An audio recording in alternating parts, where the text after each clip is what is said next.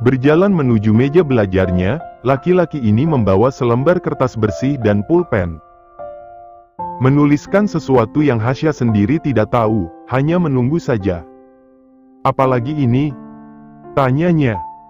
Syah, tinggal lo ambil terus baca. Nanya mulu kayak Dora. Semprotnya galak. Ih, galak banget. Gadis ini menerima kertas yang Damian sodorkan, membaca setiap kata yang tertulis. Aturan pacaran yang benar. 1. Harus menurut pada pihak A selaku pacar yang tidak lain adalah Damian sendiri. 2. Selalu gunakan kata sayang setiap memanggil. 3. Tidak boleh melanggar aturan yang. Bentar-bentar, ini maksud kamu apaan coba? Ucap Hasya tidak mengerti. Panggil gue sayang, bukan pakai nama doang. Gak mau, dasar aneh. Damian melotot saat Hasya dengan beraninya merobek kertas yang dia tuliskan surat perjanjian mereka. Kenapa lo robek? Seharusnya tanda tangan dong.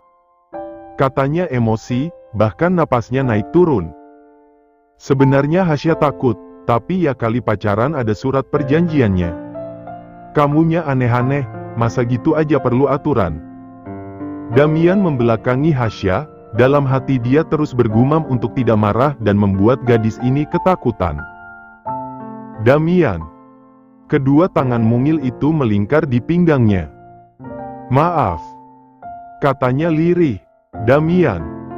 Panggil Hasya lagi karena Damian yang tidak meresponnya. Aku salah, maafin ya sayang. Damian melotot, terbatuk-batuk dengan panggilan Hasya tadi. Apa lo bilang, coba ulang? Katanya, melepas paksa tangan Hasya yang melingkar di pinggangnya dan kini dia yang mengguncang bahu Hasya. Coba ulang Syah. Katanya memaksa.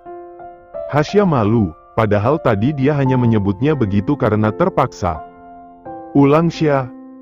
Rengek Damian, belum puas kalau hanya dengan satu panggilan. Sayang. Katanya tergagap. Damian melangkah menjauh, laki-laki ini meninju angin, memperbaiki rambutnya yang sudah bagus. Hasya dibuat kebingungan dengan sikap aneh laki-laki itu, hanya menonton saja. Padahal tingkah Damian sekarang sebagai peralihan rasa saltingnya karena panggilan Hasya tadi. Damian, kamu kenapa? Tanyanya. Diam Syah, gue mau olahraga. Katanya. Loh tadi kan katanya mau. Udah, keluar sana. Usirnya, Hasya bingung tapi tetap patuh pada usiran kurang ajar Damian. Dasar cowok aneh. Dumelnya. Mereka sekarang berada di ruang tamu, untuk pertama kalinya mereka berdua di ruangan ini. Yang dimana, semua pekerja bebas melihat interaksi keduanya. Kenapa di sini, biasanya juga di kamar kamu? Mesum lo, ngajakin di kamar mulu. Kamu yang mesum. Balas Hasya. Damian tersenyum, semakin mendekatkan diri ke arah gadis ini. Aku mau kasih kamu lihat sesuatu. Ucap Hasya, dia mengadahkan tangannya ke arah Damian. Apaan, duit? Ih bukan, mau pinjam handphone kamu. Damian terkekeh, memberikan apa yang Hasya pinta. Gadis ini membuka salah satu aplikasi handphone Damian. Hasya membulatkan mata saat melihat followers Damian yang beribu-ribu. Yang ngikutin kamu, rata-rata cewek semua ya? Cemburu? Hasya menggeleng. Ngapain cemburu, aku aja nggak kenal mereka. Nyatanya Hasya tidak cemburu, tapi nada bicara yang ketus membuat siapa saja tidak akan percaya. Bilang aja kali, malu-malu meong lo. Damian membuang napas kasar, menatap dalam wajah Hasya yang sangat serius dengan Instagramnya. Ketemu. Serunya senang. Kamu lihat deh. Damian menerima kembali handphonenya, melihat apa yang Hasya maksudkan. Kasihan ya, masih kecil udah ditinggal kedua orang tuanya. Semakin men-scroll ke bawah, isinya sama saja. Maksud lo apa nunjukin ginian ke gue? Sebagai bahan bersyukur. Ucapnya polos. Hasya mendekatkan diri, benar-benar dekat hingga tidak ada jarak antara dirinya dan Damian. Aku nggak tahu masalah jelasnya, tapi selama aku kerja di sini, belum pernah aku ngelihat kamu panggil Tuan Besar dengan sebutan Papa. Ucapnya berbohong dengan kalimat pertamanya. Coba kamu lihat lagi, mereka kurang beruntung tapi bersyukur. Sementara kita...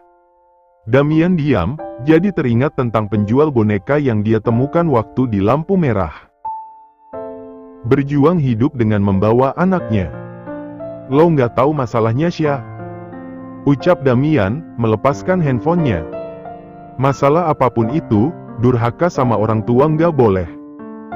Hasya menggenggam satu tangan Damian yang berada di atas meja. Kamu beruntung loh, masih punya Tuan Besar.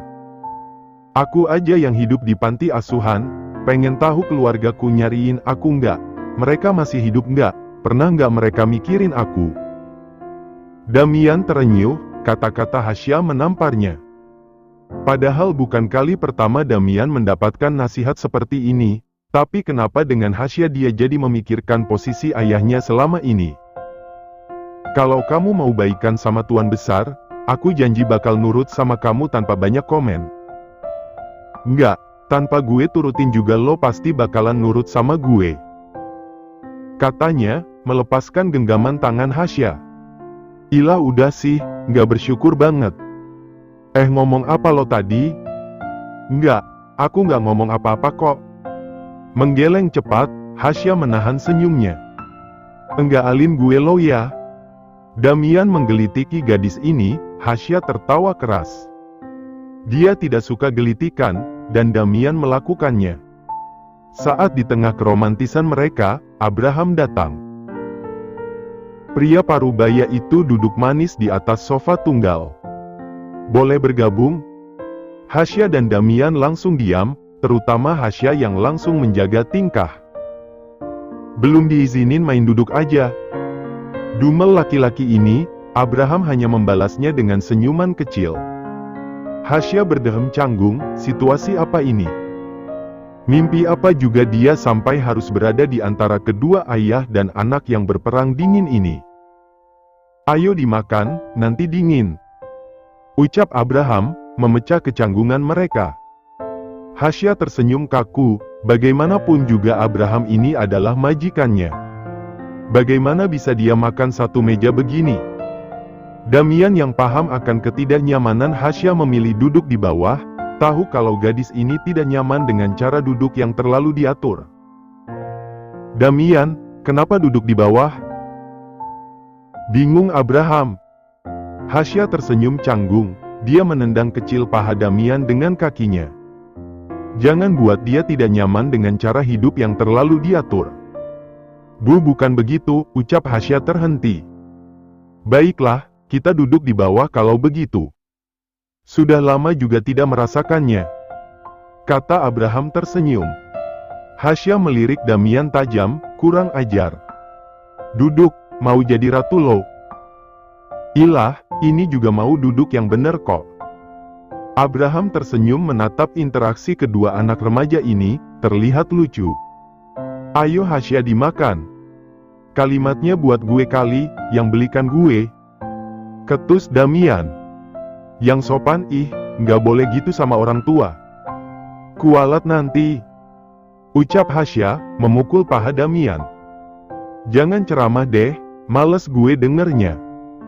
Yang bener ngomongnya, sopan santun yang pertama Damian. Ucap Hasya, melupakan embel-embel tuan mudanya. Ini makan, jangan sibuk ngomentarin mulu.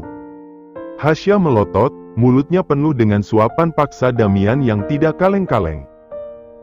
Damian, katanya dengan suara imut. Abraham tersenyum manis, kali pertamanya dia melihat Damian yang begitu semangat setelah kejadian lama itu. Kalian pacaran? Tanyanya. Hasya mengerjap, dia lupa kalau Abraham ada di antara mereka. Lalu, kenapa dia memanggil Damian hanya dengan nama? Ilah. Jawab Damian tegas. Tidak. Jawab Hasya, yang berbanding balik dengan jawaban Damian. Kami pacaran, dan jangan berpikir untuk memisahkan kami karena standar sosial yang tinggi. Hasya melotot, saat tangannya digenggam erat oleh Damian di hadapan Abraham.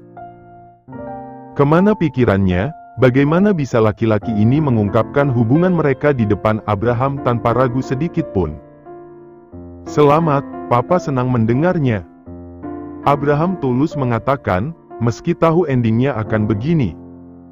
Untuk itulah dia membuka restu untuk Hasya sejak pertama kali tahu kalau Damian sering menyelinap masuk ke dalam kamar gadis itu. Tatapan Damian masih sama, datar tanpa ada lembut-lembutnya. Hasya menyenggol lengan laki-laki ini, mencoba memberi kode pada Damian agar patuh. Sopan santunnya pada Abraham. Terima kasih, Papa. Senyum Abraham semakin melebar, Damian memanggilnya Papa. Mimpinya terwujud, putranya memanggilnya dengan sebutan itu. Sama-sama nak. Luar biasa kebahagiaan Abraham malam ini, dia ingin sekali memeluk Damian. Tapi takut, kalau putranya ini risih. Sementara Damian, dia kembali fokus dengan martabak manis yang dibawanya untuk Hasya. Tanpa ragu, dia memamerkan kemesraan di depan Abraham membuat Hasya kagok dengan kelakuan ajaib Damian ini. Dinda menatap Karel yang ada di sampingnya, gadis pemilik suara cempreng ini tidak akan menyangka kalau dia mendapatkan kesempatan untuk jalan berdua bersama Karel. Kenapa, ada yang aneh sama muka gue? Tanyanya, terkekeh dengan Dinda yang terus menatapnya. Gue bukan gitu. Malu kan, kepergok natap sedari tadi. Jadi kita mau kemana nih? Dinda menggeleng, kan yang mengajak Karel bukan dia. Takutnya juga, kalau merekomendasikan tempat nanti Karel tidak suka dengan pilihannya. Ke taman mau nggak? Boleh, kita ke sana aja. Ucap Dinda, malu-malu meong garong. Karel hanya tersenyum, membelokkan setir mobilnya menuju tempat yang dia katakan tadi. Nggak apa-apa kan, gue cuma ngajakin lo ke taman. Dinda menggeleng cepat, nggak lah, gue suka taman. Tempat nongkrong di rumah. Kekehnya. Mereka keluar dari dalam mobil, suasana taman memang selalu ramai kalau sore. Maklum, banyak anak muda yang nongkrong dengan segelas kopi yang mereka beli. Karel dan Dinda memilih duduk di bangku taman, tepat di bawah pohon rindang. Gue nggak tahu kalau tamannya rame pas sore. Ucap Karel. Jadi tempat tongkrongan, lo emangnya nggak pernah nongkrong di taman? Karel menggeleng, gue jarang keluar rumah kalau bukan urusan yang mendesak. Dinda menunduk, tapi ini, lo keluar rumah. Karel terkekeh lagi, ya ampun Dinda bisa jantungan lama-lama kalau begini. Sengaja, mau jalan sama lo. Blus, merah sudah pipi Dinda karena ucapan Karel tadi. Pipi lo kenapa merah? Tanyanya jahil. Dinda berdehem, enggak, pipi gue merah emangnya. Tanyanya balik, pura-pura bodoh. Coba buka kamera, merah banget kayak tomat. Dinda memegang kedua pipinya, please blushingnya kenapa harus sekarang? Nanti Karel tahu lagi kalau dia suka pada laki-laki ini, dan berakhir asing karena Karel tidak menyukainya. Nggak usah ditutupin kali, lucu liatnya. Jangan ngegombal. Seru Dinda, yakin kali ini bukan hanya pipinya yang memerah. Karel tertawa lebar, merasa lucu dengan tingkah Dinda yang menjadi anak kucing. Sebentar ya, gue beliin es krim biar pipi lo nggak merah lagi. Nggak usah makasih. Katanya ketus. Maksud gue, gugupnya, saat sadar nada suaranya yang ketus. Karel tersenyum, tunggu sebentar ya. Ucapnya lalu pergi. Dinda merasa pasokan udara di sekitarnya menipis, gadis ini mencoba untuk tidak terlihat kampungan karena salah tingkah. Manis banget senyumannya, tidak kuat kalau seperti ini terus. Nggak boleh, harus stay cool Din. Gumamnya. Menatap ke sekeliling taman, Senyuman Dinda langsung meluntur perlahan saat dari kejauhan melihat Karel yang berbicara dengan seorang gadis cantik. Interaksi mereka sangat dekat, dilihat juga Karel yang tidak risih walaupun gadis ini merangkul lengannya. Pacar Karel? Gumamnya, bertanya pada diri sendiri. Bagaimana bisa Karel memiliki pacar sementara kurang dari 1 menit yang lalu, laki-laki itu memperlakukannya dengan sangat spesial. Dinda membesarkan bola matanya, saat gadis itu mencium pipi Karel dan berlalu pergi. Tanpa sadar, Dinda memegang di mana letak jantungnya yang berdetak. Duduk diam, jangan bilang Karel memiliki pacar dan hanya menjadikannya pelampiasan. Kenapa diem, nih es krimnya? Kata laki-laki itu, datang setelah membuat kejutan. Belum juga Karel duduk, Dinda sudah berdiri. Terlihat gugup, gadis ini tersenyum kikuk. Sorry banget, tapi gue harus pulang. Makasih es krimnya. Ucap Dinda lalu pergi, tanpa menoleh ke belakang bahkan saat Karel memanggil namanya.